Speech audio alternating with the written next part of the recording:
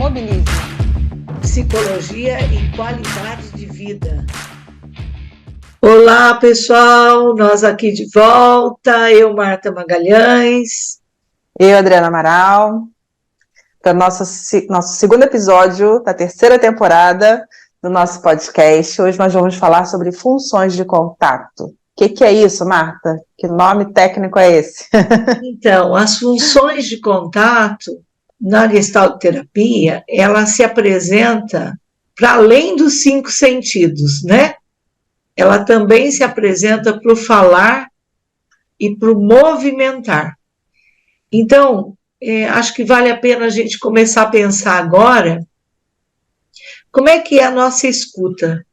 Nós ouvimos ou escutamos? Nós vemos ou enxergamos?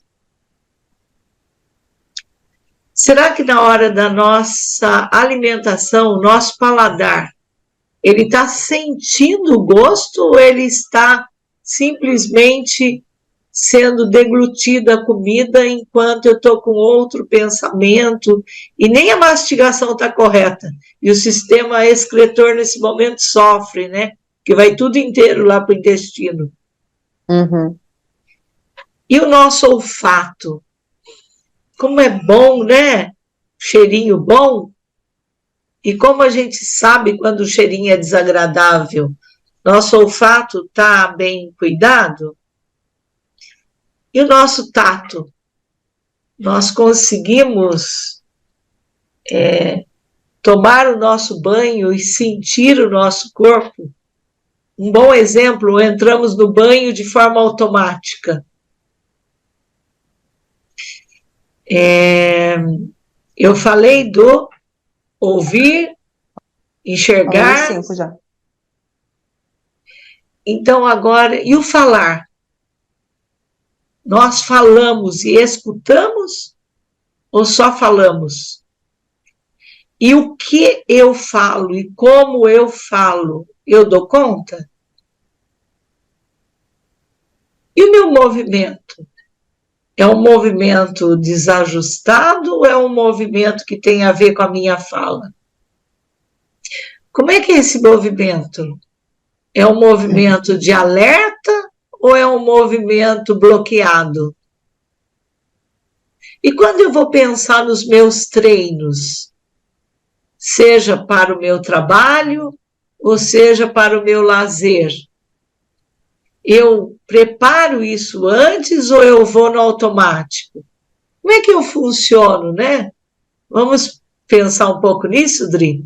Nessas funções de contato? E o que isso tudo tem a ver com criatividade, né? Tem tudo a ver, porque as funções de contato são a forma como a gente estabelece contato com o mundo, como a Marta sempre diz, né? Com nós mesmos, com os outros e com o ambiente.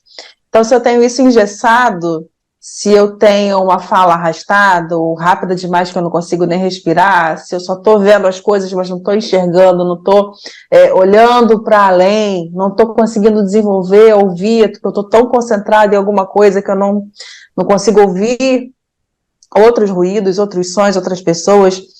Quanto mais engessado a gente fica, menos criativo a gente é, né? Se a gente consegue desenvolver, por isso a gente fala tanto do aqui e agora, dos exercícios de mindfulness, né? Que a gente consegue, independente do nome, quando você consegue parar e entrar em contato com a natureza e olhar ao seu redor, estimular essas funções, a gente consegue desenvolver essa capacidade criativa, a gente consegue perceber incômodos, a gente consegue perceber dificuldades, a gente consegue perceber pontos positivos na gente mesmo, naquilo que está ao nosso entorno, né?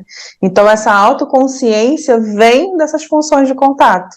E daí vem a possibilidade de criar em cima de tudo isso, né? Em cima dos nossos problemas, inclusive. Se eu tenho um problema, se eu tenho essas funções de contato bem desenvolvidas, a tendência é que eu consiga olhar para esse problema de uma maneira mais criativa, né? Usar as minhas possibilidades ali para poder escolher recursos que vão me ajudar a lidar com aquilo, a solucionar aquele problema de uma maneira mais assertiva, mais funcional para mim. É muito importante pensar que as funções de contato estão diretamente ligadas ao autoconhecimento. Quanto eu conheço de mim, né? Quanto eu dou conta das funções que eu acabei de descrever. E quando eu tenho que resolver um problema, como a Adri bem acabou de informar, se eu não tenho a espontaneidade, a calma, a tranquilidade, como é que eu vou fazer? No desespero eu não consigo resolver. Como é que eu vou tomar uma decisão se eu não tiver calma na hora de tomar essa decisão? E a criatividade está justamente aí, né? A palavra crise, quando você tira o S, fica crie. Então pensa, quanto no momento de crise é o momento que eu tenho que parar e que eu tenho que fazer as coisas com mais calma ainda para poder decidir melhor. Então, voltemos a falar da nossa pandemia. Nós paramos uma semana, depois pensamos, é um mês. Depois pensamos, 2 meses. Daqui a pouco passou 6 meses. Daqui a pouco passou um ano. E como foram as nossas criações durante esse período de pandemia? Na sua casa, no seu trabalho, com a sua família, com os seus colegas de trabalho, né? Como é que foi isso? É legal quando você fala de pandemia, porque a gente teve a privação principalmente do tato, né? Desse contato físico. E o quanto que isso impactou na saúde mental de todo mundo, né? Mesmo as pessoas que não gostam muito desse contato mais físico, mas não é o físico, é o abraço, é o beijo, é a mão, mas é a fala, é a escuta, né, que ficou embotada, ficou difícil a gente desenvolver. E as soluções criativas vieram justamente daí, né, pela música, pelo compartilhar, tocar na varanda, né, criar coisas com arte, enfim, que também estimulam essas funções de contato. Quando eu consigo, pensando aqui nas diversas atividades que eu fiz com a minha filha, por exemplo, que estava bem pequenininha na época, atividades que estimulassem isso também, de pintura, de massinha, né, que estimulam o tato, estimulam o olfato, criar comidas diferentes, receitas diferentes. O quanto que, se você parar para pensar, as soluções criativas que nós tivemos durante a pandemia passaram por todas essas funções, né? Você sabe que os grupos de pertencimento se reforçaram muito na pandemia, né? Uhum. O grupo de amigos, o grupo de profissionais, o grupo de estudos, o grupo das piadas, o grupo das resenhas, das trocas de receitas, do lado artístico. Inclusive, uma coisa muito dolorosa, mas aconteceu, os rituais que não puderam ser cumpridos, seja de aniversário, seja de Dia das Mães, de Dia dos Pais, seja falecimento, né, de enterro, de morte, né? Nossa, quantos rituais que tiveram alterações, quantos casamentos que não foram adiados para anos, meses depois, depois de um tempo, que viu que não era só um período pequeno e que teve que ser alterado. Então, a criatividade também pede passagem no contexto sócio-histórico. Nós precisamos entender que sociedade é essa hoje, que não era no tempo que eu nasci, que não era no tempo que a Adri nasceu, que não é do tempo dos meus filhos, que não é do tempo da sua filha, que já está chegando a minha neta e eu vou ter que aprender um monte de coisa nova, né? Que contexto é esse que nos pede para criar movimentos novos, que nos pede para antenar as nossas funções de contato para dar conta do que é novo, para dar conta dessas novas demandas. E fica um convite aí, enquanto você está ouvindo, para você que está ouvindo, de observar como que eu estou desenvolvendo as minhas funções de contato. Como que eu exercito o meu olhar? Como que eu exercito a minha escuta? Como que eu exercito a minha sensibilidade tátil, o meu olfato, o meu paladar, e também, como a Marta falou, né, a minha forma de falar, o meu movimento.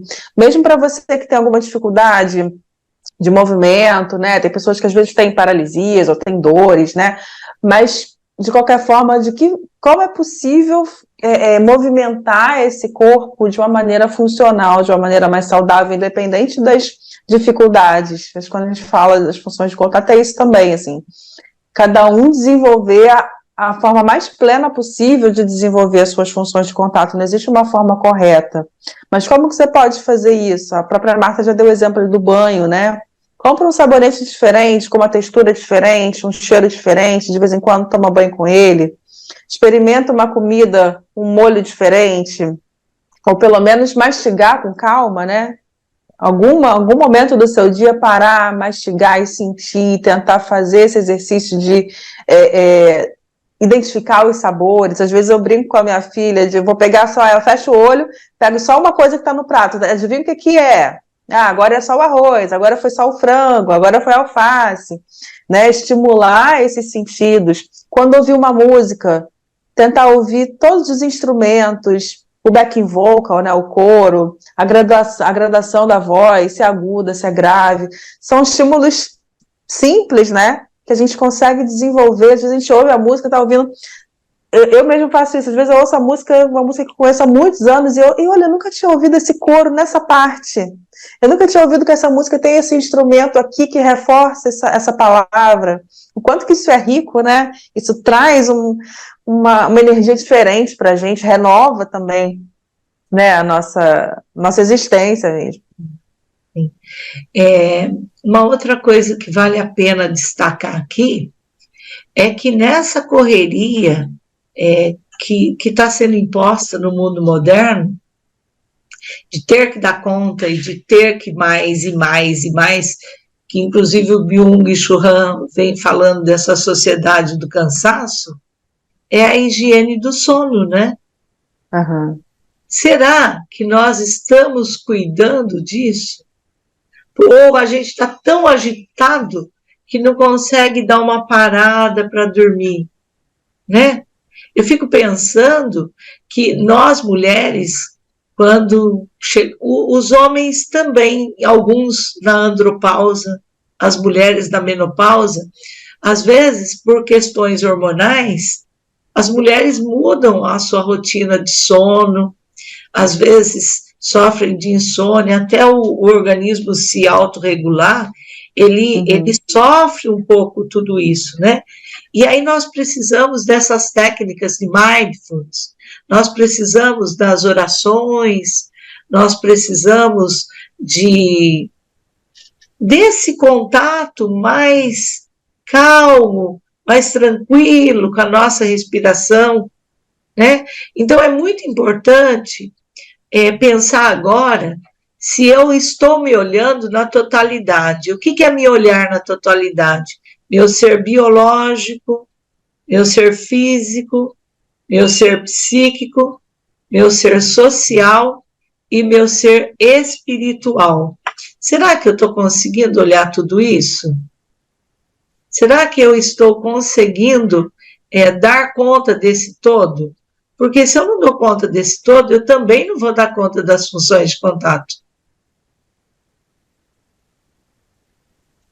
E é poder fazer isso no seu tempo também, né? Porque você falou aí essa coisa da nossa sociedade atual, sociedade do cansaço, né? Desses deverias, e às vezes a gente coloca para dentro tantos deverias, e não é esse o objetivo desse episódio. Não é que deveria nada, mas é um convite no seu tempo, na sua forma possível de fazer isso, né? Porque senão vira mais um problema. Eu sempre falo isso, eu brinco às vezes com o meu cliente, terapia não tem que ser mais um problema. Então, se não está dando agora, vamos parar. Então, se isso aqui não está funcionando, vamos fazer de outra forma. Então, assim, é poder ver como que é possível se manter vivo com as funções de contato bem desenvolvidas do seu jeito, desde que você tenha um senso crítico de que esse jeito não seja esse jeito simplesmente capitalista, que te deixa de fora de um monte de coisa, que te desconecta de você mesmo. Mas quantas vezes por semana ou no mês eu vou conseguir fazer isso, De que forma? É cada um que vai ver como é possível, né? Eu não faço isso todo dia, não faço isso o tempo todo. Acredito que a Marta também não, né? A gente também tem os nossos modos automáticos de funcionar. É poder lembrar de fazer isso de vez em quando, é poder ter esses momentos de conexão. Que o tempo todo não é possível. Uma outra alerta, até para a gente poder encerrar isso, as nossas crianças, os nossos adolescentes, que estão sendo massificados pela rede social, pela rede televisiva, pela rede de comunicação de uma forma geral, a estar o tempo todo em atividade, a estar o tempo todo em excesso, né? Então, isso é um perigo, porque qual é o momento que eu tenho do lazer? Qual é o momento que eu tenho do descanso? O próprio atleta, né? O tempo todo ele tem que treinar, o tempo todo ele tem que estudar, o tempo todo ele tem que trabalhar, o tempo tem. E qual é o momento que ele tem de descanso, né? Porque se essa função de contato não está ok, como é que ele vai dar conta de ser uma pessoa com uma boa produção, com bom desempenho? Não tem como, né? Acho que vale a pena nós pararmos para olhar no nosso entorno, que às vezes a gente olha para quem está longe e não olha para quem está perto, que está todo mundo assim extremamente ativado, e qual é o momento de dar uma relaxada nisso, né? Eu brinco que descanso também é treino. Isso é para atleta, para quem está fazendo prova de concurso, estudando direto, para quem está trabalhando, né? Descanso também é treino. Então, você que trabalha pra caramba, tirar um momento de não fazer nada, de ler o livro, tomar um café, olhar a natureza, olhar a chuva, isso também faz parte, é extremamente importante. Não esqueça disso. Isso daí. E a natureza nos restaura, é muito bom poder entrar em contato com a natureza, né? E a natureza, ela tem diversas formas de se apresentar na arte, na música, na pintura, no desenho, nas águas do mar, nas nuvens do céu formando figuras. Como é bom, né? Muito, muito gostoso. Fica o nosso convite, né? Para quem ouviu esse episódio aí, experimentar, sair um pouco da caixinha e um tempinho, uns minutinhos aí no seu dia que você possa fazer isso. Vamos treinar um pouquinho mais as nossas funções de contato, porque certamente teremos uma amplitude na nossa criatividade, né? Então, um beijo, Dri, até mais. Até o próximo. Beijo, até a próxima. Mobilize. Psicologia e qualidade de vida.